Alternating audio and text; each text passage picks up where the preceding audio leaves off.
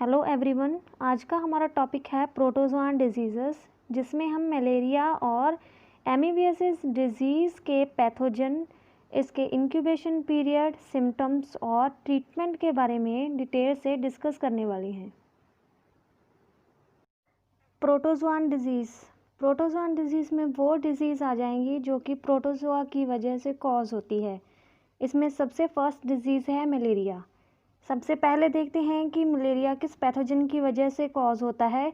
तो मलेरिया का पैथोजन है प्लाज्मोडियम। प्लाज्मोडियम के 2 होस्ट होते हैं, मीन्स कि इनकी लाइफ साइकिल 2 होस्ट में कंप्लीट होती है। सबसे फर्स्ट है फीमेल एनाफिलीज मस्कीटो, सेकंड है human beings. Female Anopheles mosquito में जो पैरासाइट होता है उसका सेक्सुअल फेस होता है और इस होस्ट को प्राइमरी और डेफिनेटिव होस्ट भी बोला जाता है मलेरिया पैरासाइट का। सेकंड होस्ट है ह्यूमन बींग्स। ह्यूमंस में मेनली इस पैरासाइट का एसेक्सुअल फेस अकर होता है और इसे इंटरमीडिएट या फिर सेकेंडरी होस्ट भी बोला जाता है।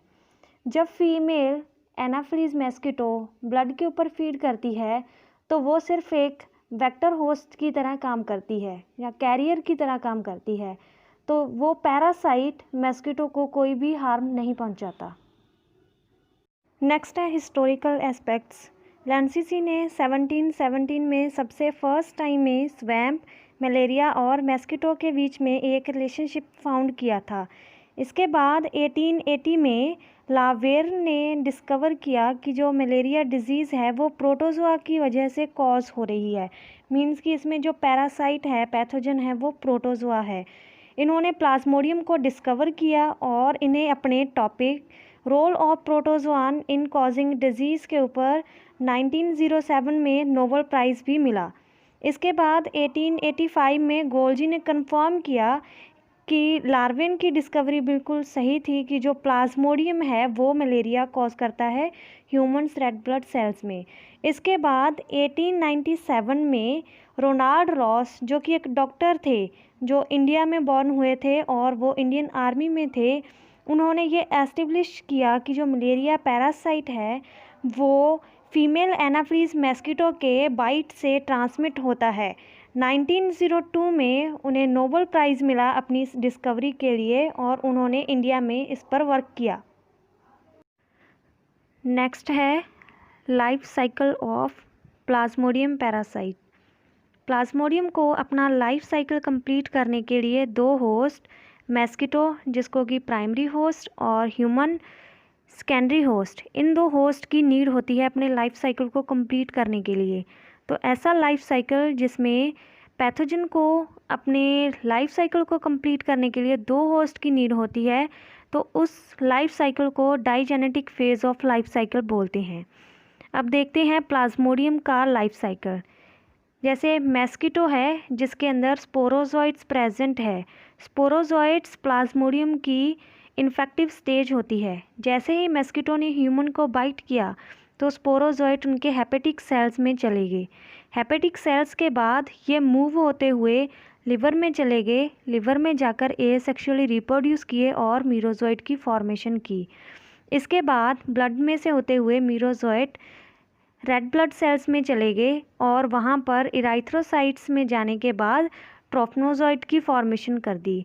ट्रोफनोजोइट के बाद इराइथ्रोसिटिक साइजोइड की फॉर्मेशन की एसेक्सुअल रिप्रोडक्शन से और सेल्स ब्रस्ट हुए। कुछ सेल्स वापस इराइथ्रोसाइट्स में चले गए जो कि 48 आवर्स के बाद फीवर कॉज करेंगे और कुछ सेल्स ने गैमेटोसाइट्स की फॉर्मेशन कर दी जो कि सेक्सुअल स्टेज होती है रेड ब्लड सेल्स में प्लाज्मोडियम की। जैसे ही मस्कीटो ने इस ह्यूमन पर बाइट किया दोबारा से, तो जो गैमेटोसाइट्स थे उन्होंने ब्लड के साथ पिकअप कर लिए। इसके बाद माइक्रोगैमीट्स और मैक्रोगैमीट्स की फॉर्मेशन होगी। इन गैमीट्स की फॉर्मेशन के बाद जाइगोट की फॉर्मेशन हो जाती है।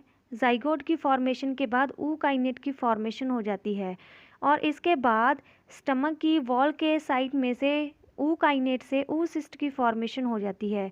ऊसिस्ट में डेवलपिंग स्पोरोजोइट्स होते हैं। जैसे ही यह सेल ब्रस्ट होते हैं तो स्पोरोजोइट्स मस्कीटो के डिफरेंट बॉडी पार्ट्स में मूव हो जाते हैं, लेकिन इनमें से कुछ इनके सलाइवरी ग्लैंड्स में पेनिट्रेट हो जाती हैं। सलाइवरी ग्लैंड्स में पेनिट्रेट होने के बाद जब मस्कीटो आगे नेक्स्ट ह्यूमन को बाइट करता है तो यह सारी प्रोसेस रिपीट होती है। ये था प्लाज्मोडियम का लाइफ साइकिल।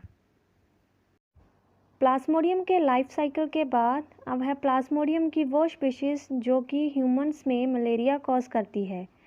मेनली प्लाज्मोडियम की 4 स्पीशीज़ ऐसी हैं जो कि ह्यूमंस में मलेरिया कॉज करती है, जिसमें सबसे फर्स्ट स्पीशीज़ है Plasmodium vivax. Plasmodium vivax India में मोस्ट कॉमन है, लेकिन यह अफ्रीका में लेस कॉमन है। प्लाज्मोडियम वाइवैक्स का इंक्यूबेशन पीरियड 14 डेज़ का होता है और यह वेनिजन टैटियन मलेरिया कॉज करती है। इस स्पीशीज़ की वजह से हर एक 48 आवर्स के बाद मीन्स कि हर 3rd डे फीवर की रीअकरेंस होती है और इस टाइप से बार बार फीवर के अटैक्स होने को पैरोक्सिमस भी बोला जाता है। प्लाज्मोडियम वाइवैक्स के बाद सेकंड स्पीशीज़ है प्लाज्मोडियम फैल्कीपेरम। यह इंडिया के मोस्ट पार्ट्स में मोस्ट कॉमन है, लेकिन अफ्रीका और ट्रॉपिक्स में यह ह्यूमंस के ग्रेटेस्ट किलर भी है। इसका इंक्यूबेशन पीरियड मेनली 12 डेज़ का होता है। फीवर की अकरेंस 48 आवर्स के बाद होती है, मीन्स कि हर 3rd डे होती है। यह मैलिग्नेंट टैटियन मलेरिया कॉज करती है। थर्ड स्पीशीज़ है प्लाज्मोडियम मलेरी। यह species tropical Africa, Burma, Sri Lanka और इंडिया के कुछ पार्ट्स में कॉमन है, लेकिन ऑल ओवर इंडिया में यह लेस कॉमन है। यह ऐसी स्पीशीज़ है जिसको कि लावेरन ने डिस्कवर किया था। यह एक इकलौती ऐसी स्पीशीज़ है जो कि अदर प्राइमेट्स को भी इन्फेक्ट करती है। इसका इंक्यूबेशन पीरियड 28 डेज़ का होता है और फीवर की रीअकरेंस हर 4th डे मीन्स की 72 आवर्स के बाद होती है। यह क्वार्टन मलेरिया कॉज करती है। इसके बाद 4th स्पीशीज़ है प्लाज्मोडियम ओवेल। यह इन सभी चारों स्पीशीज़ में बहुत ही रेयर स्पीशीज़ है जो कि मोस्टली ट्रॉपिकल अफ्रीका में पाई जाती है।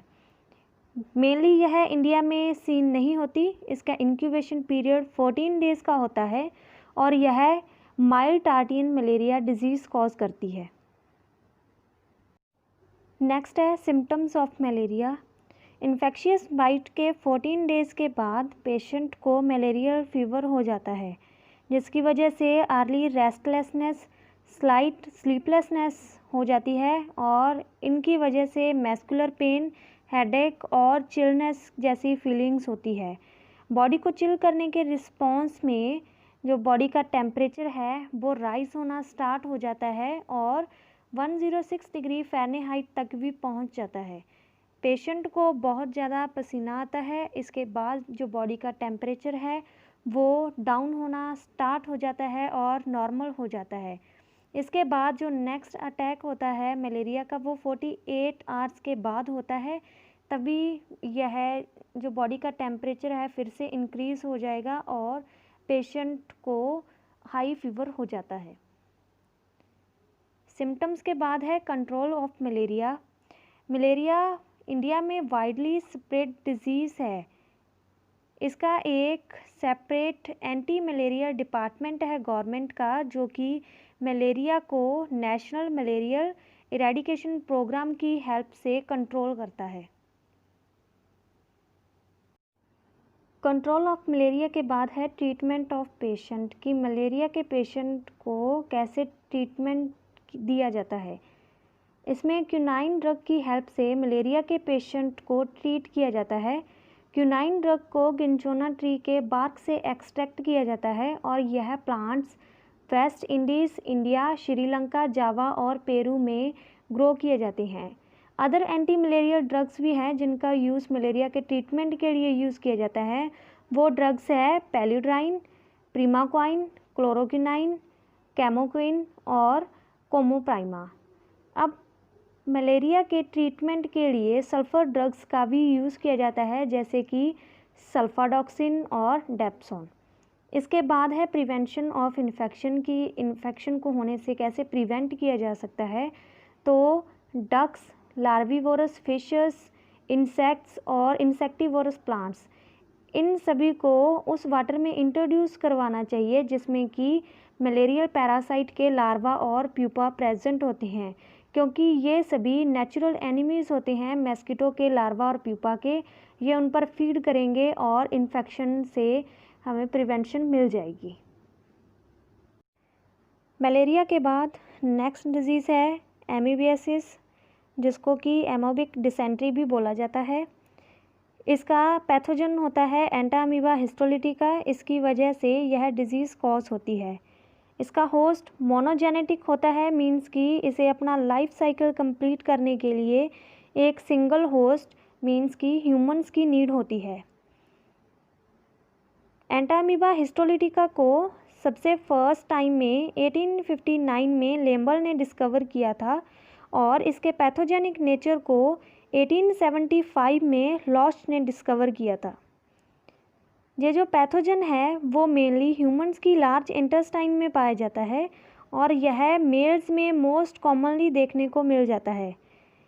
क्रोमेटिड बॉडीज़ की प्रेजेंस होना एंटामीबा हिस्टोलिटिका के सिस्ट का एक कैरेक्टरिस्टिक है।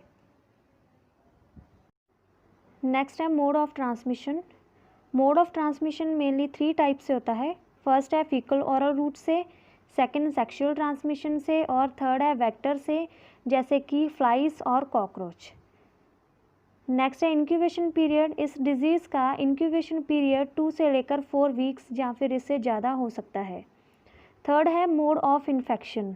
मोड ऑफ इन्फेक्शन में जो सिस्ट है वो स्टमक से होता हुआ जाएगा और जो इसकी सिस्ट की वॉल है वो गैस्ट्रिक जूस के जो एक्शन होता है उसके प्रति रेसिस्टेंट होती है।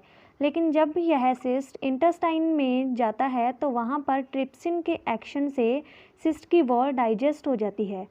सिस्ट की वॉल डाइजेस्ट होने के बाद जो एक्टिव पैरासाइट्स होते हैं वो इंटेस्टाइन में आ जाते हैं और वहाँ पर अपनी नॉर्मल लाइफ स्टार्ट करते हैं।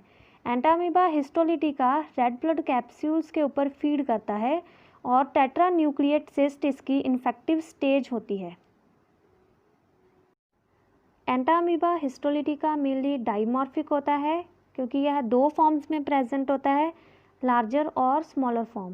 लार्जर फॉर्म को हार्मफुल फॉर्म भी बोला जाता है जिसको मैग्ना फॉर्म बोलते हैं और स्मॉलर फॉर्म हार्मलेस फॉर्म होती है जिसको मैन्यूटा फॉर्म बोला जाता है। इसके बाद है डायग्नोसिस।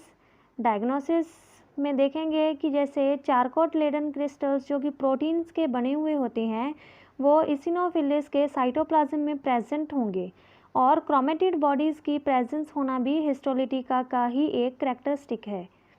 इसके बाद आता है इंक्यूबेशन पीरियड। एंटामीबा हिस्टोलिटिका के इंक्यूबेशन पीरियड्स ह्यूमंस में वेरी करता है लेकिन जनरली यह 4 to 5 डेज होता है। इसके बाद है सिम्टम्स। सिम्टम्स में आएगा कि जो पेशेंट है उसको फीकस के साथ ब्लड आना स्टार्ट हो जाएगा और उसके एब्डोमेन में पेन फील होगा। नेक्स्ट है प्रिवेंशन एंड ट्रीटमेंट। इस डिज़ीज़ को मेट्रोनिडाज़ोल और टिनिडाज़ोल इन ड्रग्स से ट्रीट किया जाता है।